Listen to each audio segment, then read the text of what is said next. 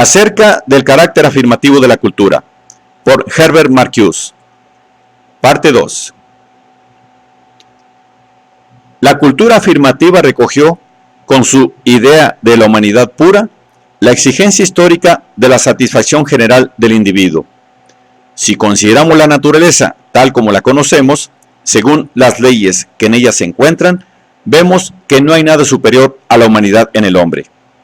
Este concepto se resume todo aquello que está dirigido a la noble educación del hombre para la razón y la libertad, para los sentidos e instintos más finos, para la salud más delicada y fuerte, para la realización y dominio de la tierra. Todas las leyes humanas y todas las formas de gobierno han de tener solo un fin: que cada uno, sin ser molestado por el prójimo, puedan ejercitar sus fuerzas y un goce más hermoso y más libre de la vida. La realización suprema del hombre está vinculada a una comunidad de personas libres y razonables, en la que cada una tiene las mismas posibilidades de desarrollo y satisfacción de todas sus fuerzas. El concepto de persona, que a través de la lucha contra las colectividades opresivas se ha mantenido vivo hasta hoy, abarca por encima de todas las contradicciones y convenciones sociales a todos los individuos. Nadie libera al individuo de la carga de su existencia, pero nadie le prescribe lo que puede y debe hacer. Nadie fuera de la ley. Nadie fuera de la ley que se encuentra en su propio pecho. La naturaleza ha querido que el hombre produzca por sí mismo todo aquello que está más allá de la regulación mecánica de su existencia animal, y que no pueda participar de ninguna felicidad o perfección que él mismo no haya creado, liberado del instinto por su propia razón. Toda la riqueza y toda la pobreza proceden de él mismo y repercuten sobre él. Todo individuo se encuentra en relación inmediata consigo mismo, sin mediación terrenal o celestial. Y por todo esto, está también en relación inmediata con todos los demás. Esta idea de persona encontró su expresión más clara en la poesía clásica a partir de Shakespeare. En sus dramas, los personajes están tan cerca el uno del otro que entre ellos no existe nada que no pueda ser expresado o que sea inefable. El verso hace posible lo que en la prosa de la realidad se ha vuelto imposible. En los versos de los personajes, liberados de todo aislamiento y distancia social, hablan de las primeras y de las últimas cuestiones del hombre. Superan la soledad fáctica en el ardor de las bellas y grandes frases, o presentan la soledad bajo el aspecto de belleza metafísica. El criminal y el santo, el príncipe y el siervo, el sabio y el loco, el rico y el pobre, se unen en una discusión cuyo resultado ha de ser el esplendor de la verdad. La unidad que el arte representa, la pura humanidad de sus personajes, es irreal. Es lo opuesto a aquello que sucede en la realidad social. La fuerza crítico-revolucionaria del ideal, que precisamente con su irrealidad mantiene vivos los mejores anhelos del hombre en medio de una realidad penosa, se vuelve evidente en aquellos periodos en que las clases satisfechas traicionan expresamente sus propios ideales. Naturalmente, el ideal estaba concebido de tal manera que en él dominaban menos los rasgos progresistas que los conservadores, menos los rasgos críticos que los justificantes. Su realización es alcanzada mediante los individuos, a través de la formación cultural. La cultura significa, más que un mundo mejor, un mundo más noble. Un mundo al que no se ha de llegar mediante la transformación del orden material de la vida, sino mediante algo que acontece en el alma del individuo. La humanidad se transforma en un estado interno del hombre. La libertad, la bondad, la belleza se convierten en cualidades del alma. Comprensión de todo lo humano, conocimiento de la grandeza de todos los tiempos, valoración de todo lo difícil y de todo lo sublime, respeto ante la historia en la que todo esto ha sucedido. De una situación de este tipo ha de fluir un actuar que no está dirigido contra el orden impuesto. No tiene cultura quien interpreta las verdades de la humanidad como llamado a la lucha, sino como actitud. Esta actitud conduce a un poder conducirse, aún poder mostrar la armonía y medida en las instituciones cotidianas. La cultura ha de dignificar lo ya dado y no sustituirlo por algo nuevo. De esta manera, la cultura eleva al individuo sin liberarlo de su sometimiento real. Habla de la dignidad del hombre sin preocuparse de una efectiva situación digna del hombre. La belleza de la cultura es, sobre todo, una belleza interna, y la externa solo puede provenir de ella. Su reino es esencialmente un reino del alma. El interés de la cultura por los valores del espíritu es, por lo menos desde Herder, un elemento constitutivo del concepto afirmativo de la cultura. Los valores espirituales forman parte de la definición de cultura, como oposición a la mera civilización. Alfred Weber se limita tan solo a extraer la consecuencia de un concepto de cultura vigente desde hacía ya tiempo, cuando define cultura. Es simplemente aquello que es expresión espiritual, anímica, querer espiritual, anímico, y, por lo tanto, expresión y querer de un ser, de un alma situada por detrás de todo dominio intelectual de existencia y que en su afán de expresión y en su querer no se preocupa por la finalidad y la utilidad. De aquí surge el concepto de cultura como forma de expresión y liberación de lo anímico en la sustancia existencial espiritual y material. El alma, que sirve de base a esta concepción, es algo más que la totalidad de las fuerzas y mecanismos psíquicos, que son objeto, por ejemplo, de la psicología empírica. Alude al ser no corporal del hombre, en tanto sustancia propiamente dicha del individuo. El carácter de sustancia del alma ha estado, desde Descartes, basado en la peculiaridad del yo, como res cogitans, mientras que el mundo situado más allá del yo es, en principio, mensurable y es materia cuyo movimiento es calculable. El yo escapa, como única dimensión de la realidad, al racionalismo materialista de la burguesía en ascenso. El yo, en tanto sustancia esencialmente diferente al mundo corporal, se produce una extraordinaria división del yo en dos campos. El yo, en tanto sujeto del pensamiento, mens, espíritu, está en su peculiaridad autoconsciente, aquende el ser de la materia, como su a priori, mientras que Descartes trata de interpretar materialísticamente al yo, en tanto alma, ánima, en tanto sujeto de las pasiones, amor y odio, alegría y tristeza, celos, vergüenza, remordimiento, agradecimiento, etc. Las pasiones del alma quedan reducidas a la circulación de la sangre y a su modificación en el cerebro. La reducción no es perfecta, se hace depender de los nervios a todos los movimientos musculares y sensaciones que provienen del cerebro como finos hilos o tubitos. Pero los nervios mismos deben contener un aire muy fino, un aliento, al que se denomina espíritu vital. A pesar de este residuo inmaterial, la tendencia de la interpretación es clara. El yo es o bien espíritu, pensar, cogito me cogitare, o bien, en la medida en que no es mero pensar, cogitatio, es un agente corporal, es un ente corporal y ya no es más el ojo genuino. Las cualidades y afinidades que se le adscriben pertenecen entonces a la res extensa. Y, sin embargo, no pueden disolverse totalmente en la materia. El alma es un reino intermedio, no dominado, entre la inconmovible autoconciencia del puro pensar y la certeza físico-matemática del ser material. Aquello que después constituirá el alma, los sentimientos, los deseos, los instintos y anhelos del individuo, quedan, desde el comienzo, fuera del sistema de la filosofía de la razón. La situación de la psicología empírica, es decir, de la disciplina que realmente trata del alma humana, dentro de la filosofía de la razón es característica. Existe sin poder ser justificada por la razón misma. Kant polemizó en contra de la inclusión de la psicología empírica dentro de la metafísica racional. Baumgarten. La psicología empírica tiene que ser desterrada totalmente de la metafísica y es absolutamente incompatible con la idea de esta última.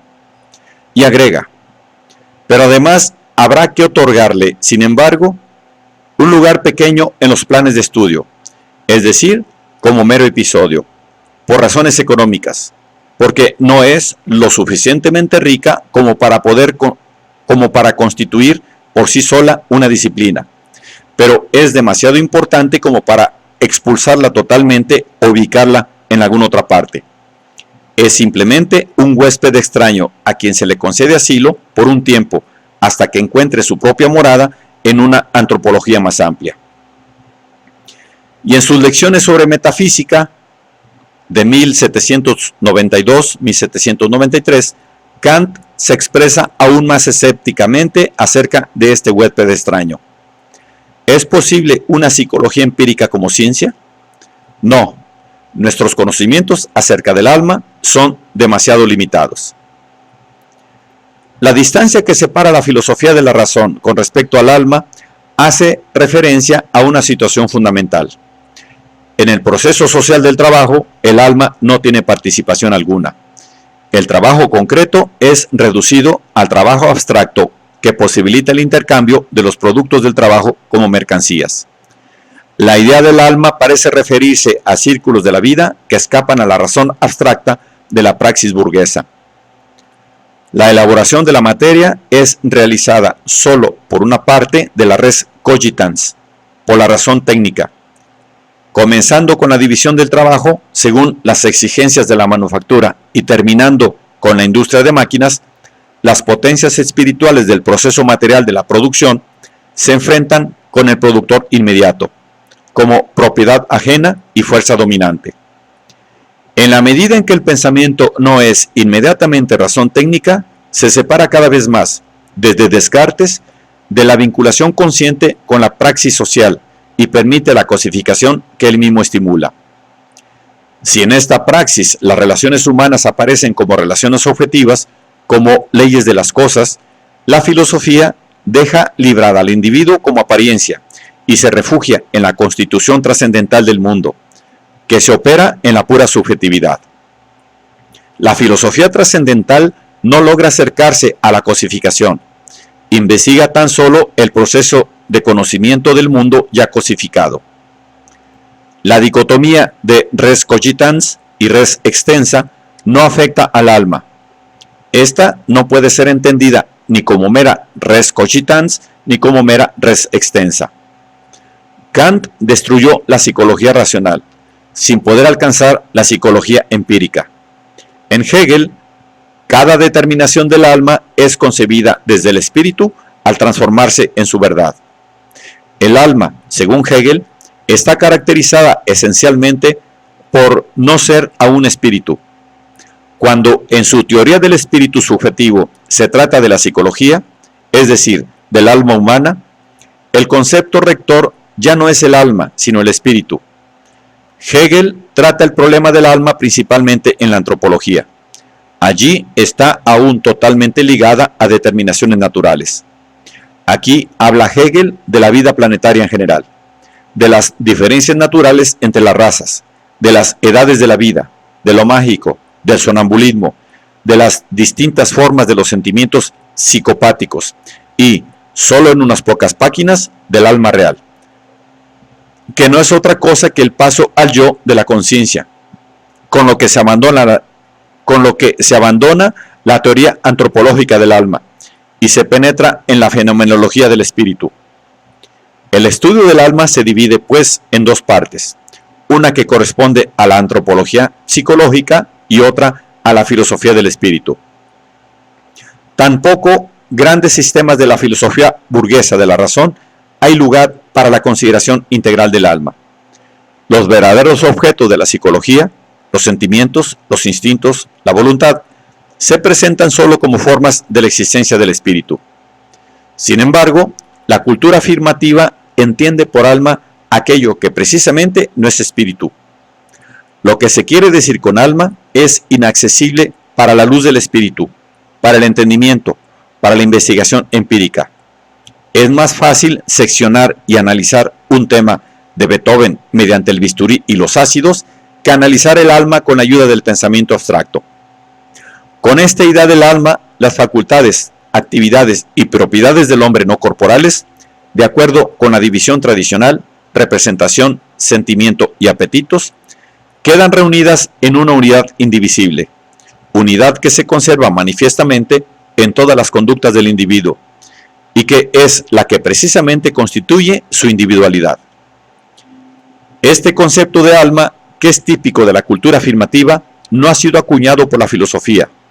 Las referencias a Descartes, Kant y Hegel indican tan solo la perplejidad de la filosofía con respecto al alma. La idea del alma encontró su primera expresión positiva en la literatura del Renacimiento. Aquí, el alma es, por lo tanto, una parte no investigada de un mundo a descubrir, al cual se extienden aquellas exigencias cuyo anuncio acompañó, en la nueva sociedad, el dominio racional del mundo por el hombre liberado. Libertad y autovaloración del individuo. De esta manera, el reino del alma, de la vida interior, es el correlato de las riquezas de la vida exterior recientemente descubiertas.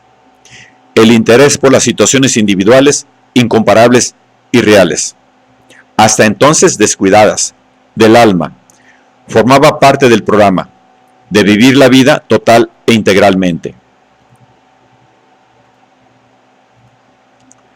La preocupación por el alma tiene su influencia en la creciente diferenciación de las individualidades y aumenta la alegría vital de los hombres por un desarrollo natural basado en la esencia del hombre. Vista desde la plenitud de la cultura afirmativa, es decir, desde los siglos XVIII y XIX, esta pretensión anímica se presenta como una promesa no cumplida. La idea del desarrollo natural ha quedado, pero significa sobre todo el desarrollo interno. En el mundo externo, el alma no puede desarrollarse libremente. La organización de este mundo, a través del proceso capitalista del trabajo, transformó el desarrollo del individuo en competencia económica e hizo depender del mercado la satisfacción de sus necesidades. Con el alma, la cultura afirmativa protesta en contra de la cosificación, para caer, sin embargo, en ella. El alma es protegida como el único ámbito de la vida que aún no ha sido incorporado al proceso social del trabajo. La palabra alma proporciona a los hombres superiores el sentimiento de su existencia interna, separada de todo lo real y de todo lo que ya es. Un sentimiento muy determinado de las posibilidades más secretas e íntimas de su vida, de su destino, de su historia. Desde el comienzo, y en el lenguaje de todas las culturas, es un signo en el que se resume todo aquello que no es el mundo. Y con esta cualidad negativa, se convierte el alma en la única garantía, aún no mancillada, de los ideales burgueses. El alma sublima la resignación. En una sociedad que está determinada por la ley de los valores económicos, el ideal que sitúa al hombre individual e irreemplazable, por encima de todas las diferencias sociales y naturales, que afirma que entre los hombres debe privar la libertad, el bien y la justicia, y que todos los crímenes humanos deben ser expiados por la pura humanidad, solo puede estar representado por el alma y los hechos anímicos. La salvación solo puede provenir del alma pura. Todo lo demás es inhumano, está desacreditado. Evidentemente, solo el alma carece de valor de cambio. El valor del alma no depende del cuerpo como para poder ser convertida en objeto y mercancía. Existe un alma bella en un cuerpo feo, un alma sana en un cuerpo enfermo y un alma noble en un cuerpo mezquino y viceversa. Hay algo de verdad en la proposición que afirma que lo que le sucede al cuerpo no puede afectar al alma. Pero esta verdad ha adquirido, en el orden existente, una forma terrible. La libertad del alma ha sido utilizada para disculpar la miseria, el martirio y la servidumbre del cuerpo. Ha estado al servicio de la entrega ideológica de la existencia a la economía del capitalismo. Sin embargo, bien entendida, la libertad del alma no se refiere a la participación del hombre en un más allá eterno, en donde finalmente todo estará bien, pero será ya inútil para el individuo. Presupone más bien aquella verdad superior que afirma que en la Tierra es posible una organización de la existencia social en la que la economía no es la que decide acerca de la vida de los individuos. No solo de pan vive el hombre. Esta verdad no queda eliminada por la interpretación falsa de que el alimento espiritual es un sustituto suficiente de la carencia de pan. Así como el alma parece escapar a la ley del valor, lo mismo sucede con la cosificación. Casi es posible definirla diciendo que todas las relaciones cosificadas pueden ser resueltas y superadas en lo humano. El alma funda una amplia comunidad interna de los hombres que se extiende a través de los siglos. El primer pensamiento en la primera alma humana está vinculado al último pensamiento de la última alma humana. La educación del alma y su grandeza unifican en el reino de la cultura la desigualdad y la falta de libertad de la competencia cotidiana. En la medida en que en ella aparecen los individuos como seres libres e iguales. Quien ve a través del alma, ve más allá de las relaciones económicas, al hombre mismo. Cuando el alma habla, se trasciende la posición y valoración contingentes de los hombres en el proceso social. El amor rompe las barreras entre ricos y los pobres, entre los superiores y los inferiores. La amistad mantiene la fidelidad aún con respecto a los humillados y los despreciados, y la verdad hace oír su voz aún ante el trono de los tiranos. El alma se desarrolla, a pesar de todas las inhibiciones y miserias sociales, en el interior de los individuos. El ámbito vital más pequeño es lo suficientemente grande como para poder transformarse en un ámbito anímico infinito. Tal ha sido la forma como la cultura afirmativa, en su periodo clásico, ha ensalzado siempre al alma. En primer lugar, se contrapone el alma al cuerpo del individuo. Cuando se la considera como el ámbito fundamental de la vida, puede querer indicarse con esto dos cosas. Por una parte, una renuncia a los sentidos, en tanto ámbito irrelevante de la vida, y por otra, un sometimiento de los sentidos al dominio del alma. Indiscutiblemente, la cultura afirmativa adoptó esta última posición. La renuncia a los sentidos significaría la renuncia al placer. Presupone la ausencia de la conciencia desdichada y una posibilidad real de satisfacción. En la sociedad burguesa se opone a ella, en medida creciente, la necesidad de disciplinar a las masas insatisfechas. Una de las tareas fundamentales de la educación cultural será la internalización del placer mediante su espiritualización. Al incorporar a los sentidos al acontecer anímico, se los sublimiza y se los controla. De la conjunción de los sentidos y del alma nace la idea burguesa del amor. La espiritualización de los sentidos funde lo material con lo celestial, la muerte con la eternidad. Cuanto más débil se vuelve la fe en el más allá celestial, tanto más fuerte es el respeto por el más allá del alma. En la idea del amor se refugia el anhelo de la permanencia de la felicidad terrenal, de la bendición de lo absoluto, de la superación del fin. Los amantes en la poesía burguesa recurren al amor para superar la transitoriedad cotidiana, la justicia de la realidad, la servidumbre del individuo, la muerte. La muerte no les viene de afuera, sino que está enraizada en el amor mismo. La liberación del individuo se realiza en una sociedad que no está edificada sobre la solidaridad, sino sobre la oposición de los intereses de los individuos. El individuo es considerado como una mónada independiente y autosuficiente. Su relación con el mundo, humano y extrahumano, es o bien una relación inmediatamente abstracta. El individuo constituye en sí mismo el mundo en tanto yo cognoscente, sentiente, volente, o bien una relación abstracta mediatizada, determinada por las leyes ciegas de la producción de mercancías y del mercado. En ambos casos no se supera el aislamiento monádico del individuo. Su superación significaría el establecimiento de una solidaridad real, lo que supone la superación de la sociedad individualista por una forma superior de la existencia social. Pero la idea del amor exige la superación individual del aislamiento monádico. Pretende la entrega fecunda de la individualidad a la solidaridad incondicionada entre persona y persona. En una sociedad en la que la oposición de los intereses es el principium individuatunis, esta entrega perfecta se da en forma pura, tan solo en la muerte. Pues solo la muerte elimina todas aquellas circunstancias condicionadas, exteriores, que destruyen la solidaridad permanente y contra las que luchan los individuos. La muerte no se presenta como la desaparición de la existencia en la nada, sino más bien como la única perfección posible del amor, y, por lo tanto, como el más profundo sentido de este último. Mientras el amor en el arte es elevado a la categoría de tragedia, en la vida cotidiana burguesa amenaza con transformarse en simple deber y hábito.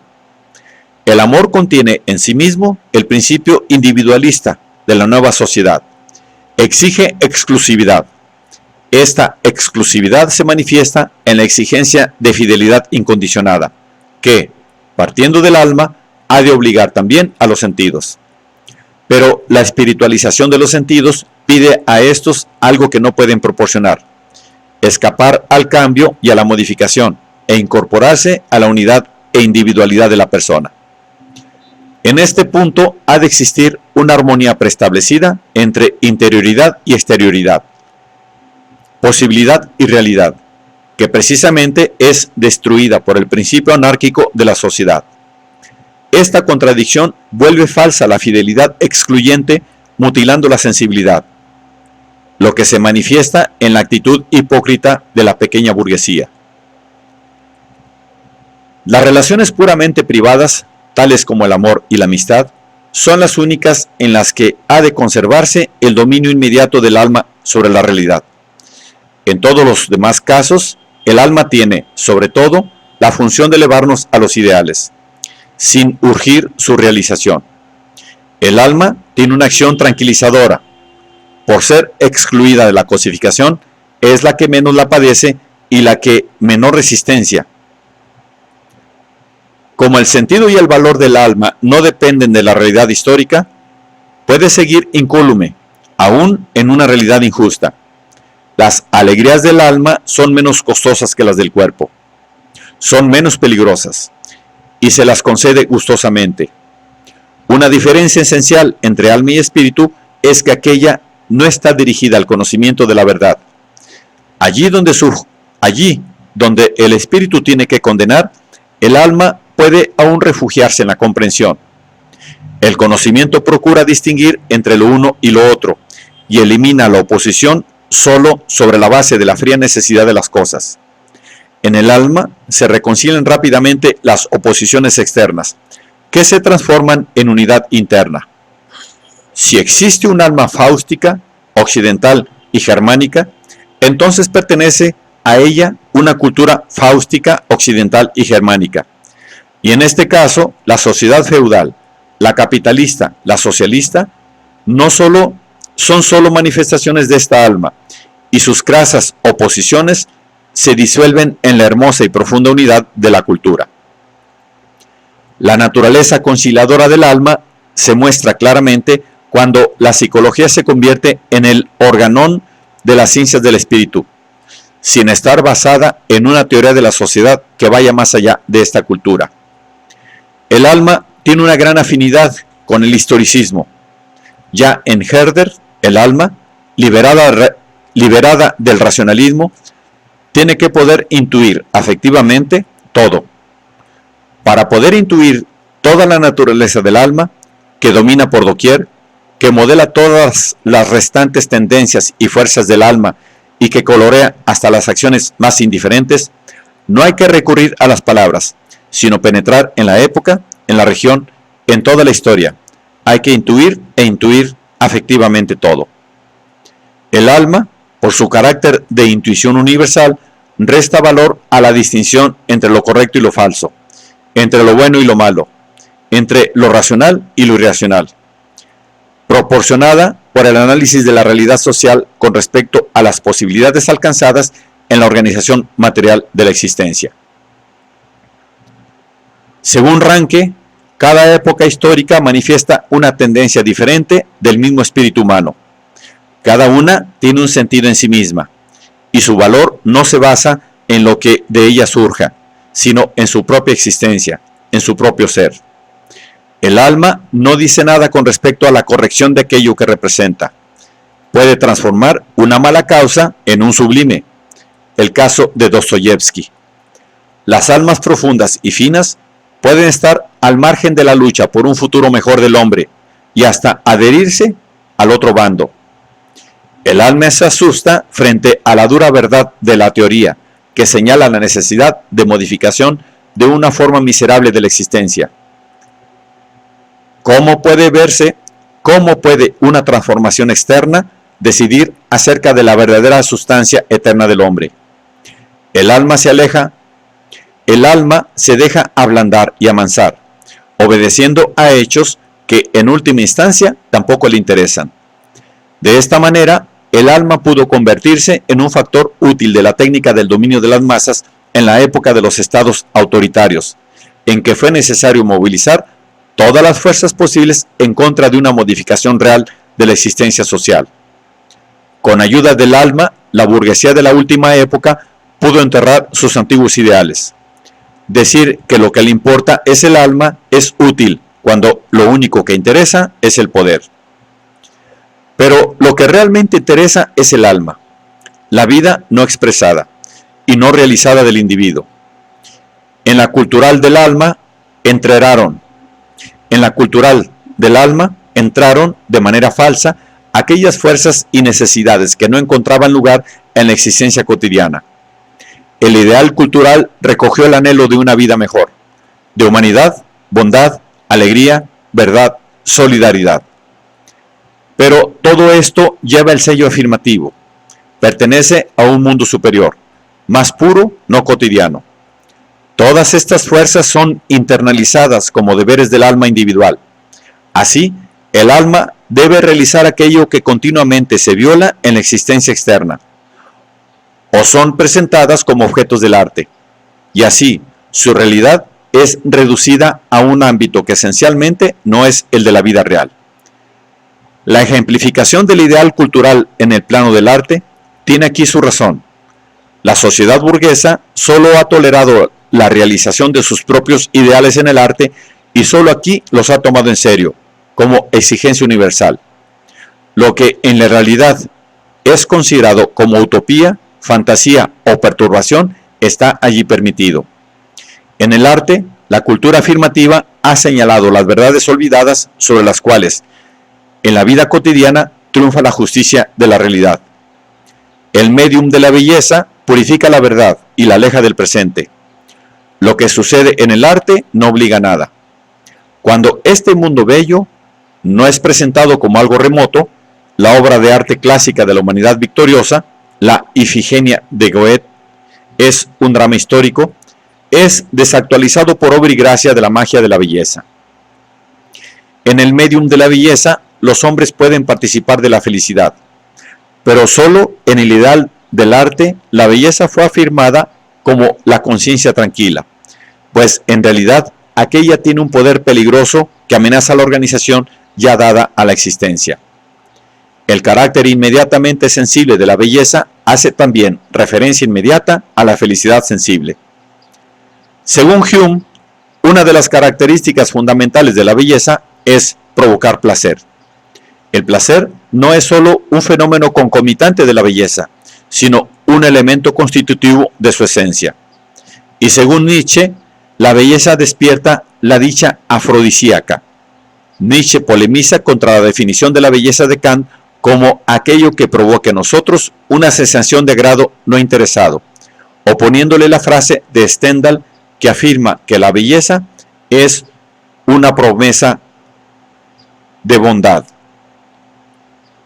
Aquí reside el peligro de una sociedad que tiene que racionalizar y regular la felicidad.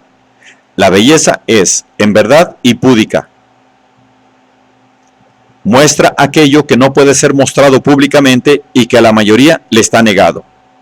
Separado de su vinculación con el ideal, en el ámbito de la pura sensibilidad, la belleza sufre de la desvalorización general de este ámbito. Liberada de todas las exigencias anímicas y espirituales, la belleza puede ser gozada, con la conciencia tranquila, solo en un campo exactamente delimitado, sabiendo que de esta manera uno se relaja y abandona por un breve tiempo.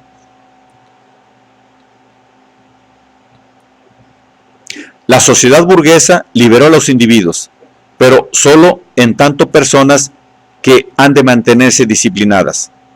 La libertad dependió desde un principio de la prohibición del placer. La sociedad dividida en clases conoce una sola forma para transformar a los hombres en instrumentos de placer: la servidumbre y la explotación. En el nuevo orden, como las clases dominadas no prestan un servicio inmediato y personal, sino que son utilizadas mediatamente como elementos de producción de plusvalía para el mercado, se consideró inhumano utilizar el cuerpo de los dominados como fuente de placer y emplear al hombre directamente como medio. Kant. En cambio, se pensó que la utilización de sus cuerpos y de su inteligencia para obtener una mayor ganancia era el ejercicio natural de la libertad. Consecuentemente, la cosificación en la fábrica se convirtió en deber moral de los pobres, pero la cosificación del cuerpo como instrumento de placer se volvió algo reprobable, se transformó en prostitución. En esta sociedad, la miseria es también la condición de la ganancia y del poder. Sin embargo, la dependencia se realiza en el medium de la libertad abstracta. La venta del trabajo ha de realizarse sobre la base de la propia decisión del pobre. El pobre realiza su trabajo al servicio de quien le da pan. Su persona en sí, separada de las funciones socialmente valiosas, este abstractum, puede conservarlo para sí y erigirlo en santuario. El pobre debe mantener puro este santuario. La prohibición de ofrecer su cuerpo al mercado como instrumento de placer en vez de instrumento de trabajo es una de las raíces sociales y psíquicas fundamentales de la ideología burguesa patriarcal. En este punto se trazan los límites de la cosificación y su respeto tiene vital importancia para el sistema. Así pues, cuando el cuerpo, en tanto manifestación o depositario de la función sexual, se convierte en mercancía, provoca el desprecio general. Se lesiona el tabú. Esto vale no solo con respecto a la prostitución, sino también con respecto a toda producción de placer que no pertenezca, por razones de higiene social, a la reproducción. Sin embargo, las clases desmoralizadas, que conservan formas semimedievales y que han sido desplazadas a las capas más inferiores de la sociedad, constituyen, en este caso, un recuerdo premonitorio. Allí, cuando el cuerpo se convierte en una cosa bella, puede presumirse una nueva felicidad. En el caso extremo de la cosificación, el hombre triunfa sobre aquella. El arte del cuerpo bello, tal como hoy puede mostrarse solo en el circo, en los varietés y en las revistas, esta frivolidad desprejuiciada y lúdica anuncia la alegría por la liberación del ideal, a la que el hombre puede llegar cuando la humanidad, convertida verdaderamente en sujeto, domina la materia.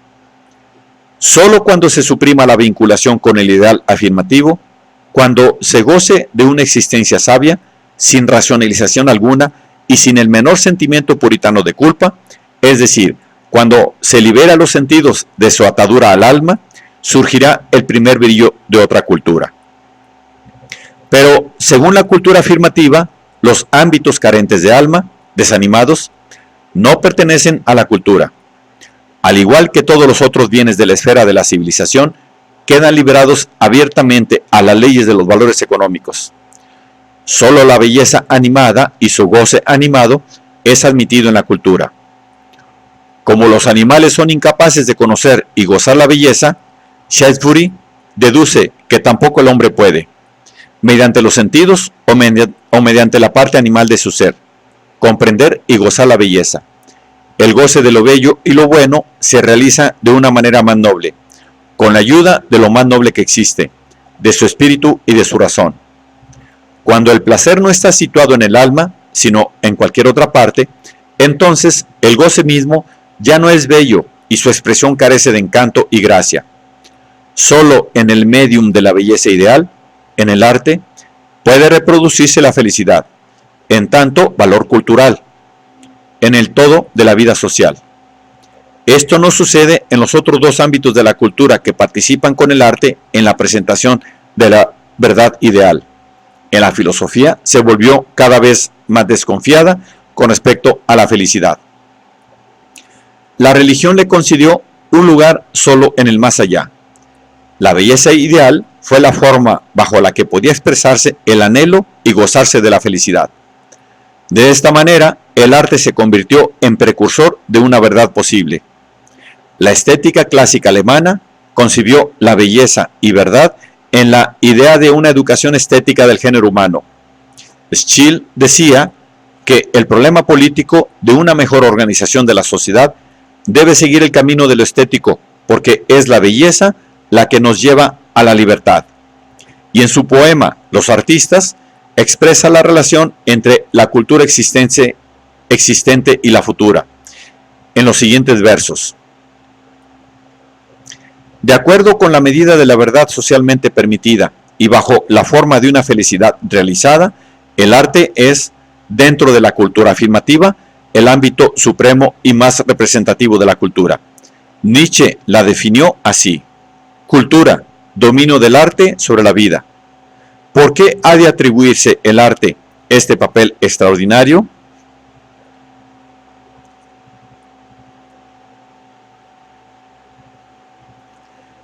La belleza del arte, a diferencia de la verdad de la teoría, es soportable en un presente sin penurias. Aún en él puede proporcionar felicidad. La teoría verdadera conoce la miseria y la desgracia de lo existente. Cuando muestra el camino de la reforma, no nos consuela reconciliándonos con el presente. Pero en un mundo desgraciado, la felicidad tiene que ser siempre un consuelo. El consuelo del instante bello en la cadena interminable de desgracias. El goce de la felicidad está limitado al instante de un episodio, pero el instante lleva consigo la amargura de su desaparición. Y dado el aislamiento de los individuos solitarios, no hay nadie que conserve la propia felicidad después de la desaparición del instante. Nadie que no caiga en el mismo aislamiento. Esta transitoriedad, que no deja tras sí la solidaridad de los sobrevivientes, necesita ser eternizada para poder ser soportable, pues se repite en cada instante de la existencia y anuncia al mismo tiempo la muerte en cada instante. Pero cada instante lleva en sí mismo la muerte. Hay que eternizar el instante bello para hacer posible algo que se parezca a la felicidad. La cultura afirmativa eterniza el instante bello en la felicidad que nos ofrece. Eterniza lo transitorio.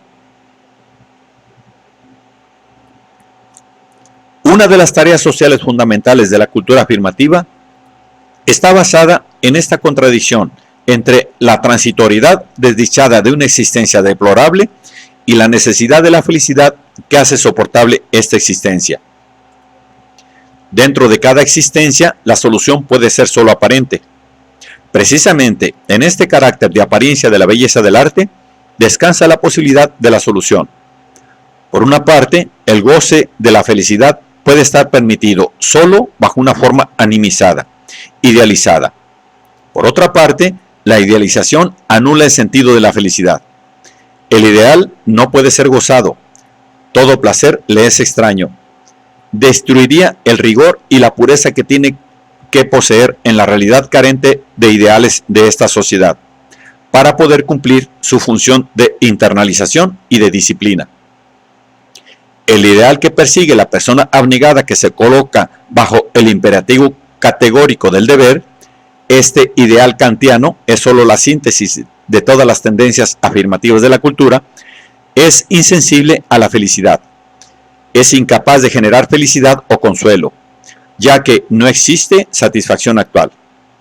Para que el individuo pueda someterse al ideal de una manera tal que en él crea reencontrar sus anhelos y necesidades fácticas como realizadas y satisfechas, el ideal tiene que tener apariencia de satisfacción actual.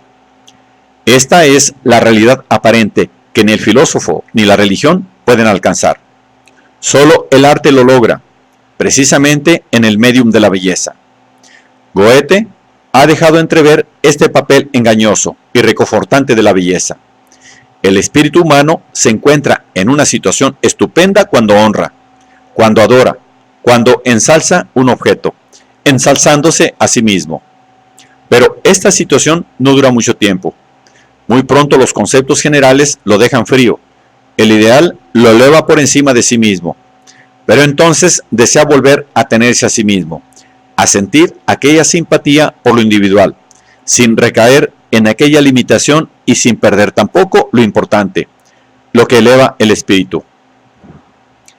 ¿Qué sería de él en esta situación si no interviniese la belleza y solucionase felizmente el enigma? Ella es la que da a la ciencia vida y calor, y al suavizar lo importante, lo sublime, y al derramar su ambrosía celestial, nos lo acerca nuevamente. Una bella obra de arte ha recorrido todo el camino y es entonces, nuevamente, una especie de individuo al que abrazamos con simpatía, del que podemos apropiarnos. En este contexto, lo decisivo no es que el arte represente la realidad ideal, sino que la presente como realidad bella. La belleza proporciona al ideal el carácter amable, espiritual y sedante de la felicidad. Ella es la que proporciona la apariencia del arte al despertar en el mundo de la apariencia la impresión de familiaridad, de actualidad, es decir, de realidad. Gracias a la apariencia hay algo que aparece. En la belleza de la obra de arte, por un instante, el anhelo queda colmado. Quien lo contempla siente la felicidad. Y una vez que esta belleza tiene la forma de la obra de arte, es posible repetir siempre este instante bello. La obra de arte lo vuelve eterno. El hombre puede siempre reproducir en el goce estético esta felicidad. La cultura afirmativa fue la forma histórica bajo la cual se conservaron, por encima de la reproducción material de la existencia, las necesidades del hombre. Y en ese sentido, puede decirse lo mismo que con respecto a la forma de la realidad social a la que pertenece, que también tiene algo de razón. En verdad, la cultura afirmativa ha liberado a las relaciones externas de la responsabilidad por el destino del hombre. De esta manera, estabiliza su injusticia, pero al mismo tiempo le contrapone la imagen de un orden mejor, cuya realización se encomienda al presente. La imagen está deformada y esta deformación falsea todos los valores culturales de la burguesía. Sin embargo, es una imagen de la felicidad. Hay una parte de la felicidad terrenal en las obras del gran arte burgués, aun cuando aquellas se refieren al cielo. El individuo goza la felicidad, el bien, el esplendor y la paz, la alegría triunfante. Goza también el dolor y la pena, la crueldad y el crimen. Experimenta una liberación y encuentra comprensión y respuesta para sus instintos y exigencias. Se produce una quiebra privada de la cosificación. En el arte no es necesario hacer justicia a la realidad. Aquí lo que interesa es el hombre, no su profesión o su posición social. La pena es la pena y la alegría, alegría. El mundo aparece otra vez como lo que es, por detrás de la forma de mercancía. Un paisaje es realmente un paisaje, un hombre realmente una cosa. En aquella forma de existencia que corresponde a la cultura afirmativa, la felicidad de la existencia es sólo posible como felicidad en la apariencia. Pero la apariencia tiene un efecto real, produce satisfacción. Sin embargo, su sentido es modificado fundamentalmente. La apariencia se pone a servicio de lo existente. La idea rebelde se transforma en palanca de justificación. El hecho de que existe un mundo más elevado, un bien superior al de la existencia material, oculta la verdad de que es posible crear una existencia material mejor, en la que tal felicidad se convierte en un medio de ordenación y moderación. El arte, al mostrar la belleza como algo actual, tranquiliza el anhelo de los rebeldes. Conjuntamente con los otros ámbitos de la cultura, contribuye a la gran función educativa de esta cultura.